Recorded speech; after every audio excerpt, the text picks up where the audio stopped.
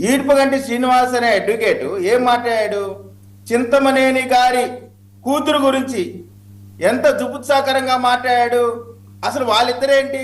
ఈడ్పుగంటి చింతమనేని గారు ఇద్దరు కూడా ఫ్రెండ్స్. వాళ్ళకి విభేదాలు వచ్చినాయి. ఈ విభేదాలు వచ్చినప్పుడు ఆ విధంగా ఆయన అత్యంత దారుణంగా వీడియో కావాలంటే మీకు ప్లే చేస్తే ఎంత చండాలంగా మాట్లాడాడు. అలా చండాలంగా మాట్లాడినటువంటి ఈడ్పుగంటి శ్రీనివాస్ ఉత్తమోత్తముడు, ఆయన చాలా మంచివాడు. ఆయన్ని అడగటానికి వెళ్తే ఆయన దాడి చేశాడు ఇంటిపైన. ఇల్లు ఏమైనా పగలగొట్టారా? వాళ్ళిద్దరూ అరే ఒరే అనుకునేంత ఫ్రెండ్స్. అటువంటి పరిస్థితిలో ఆయన చేసినటువంటి దాన్ని రాజకీయంగా వాడుకోవటానికి నేను ఒక్కటే అడుగుతా ఉన్నానండి వెంకటేష్ గారిని, ఈడ్పుగంటి శ్రీనివాస్ మాట్లాడినటువంటి మాటల్ని మీరు సమర్థిస్తున్నారా? మీరు దాన్ని సమర్థిస్తే ఖచ్చితంగా ఆ రోజున ఏదైతే కిరణ్ మాట్లాడితే ఈ ప్రభుత్వం కేసు పెట్టిందో శ్రీమతి భారతి గారి పైన, దాన్ని మీరు ఖండిస్తున్నారా, ఆమోదిస్తున్నారా?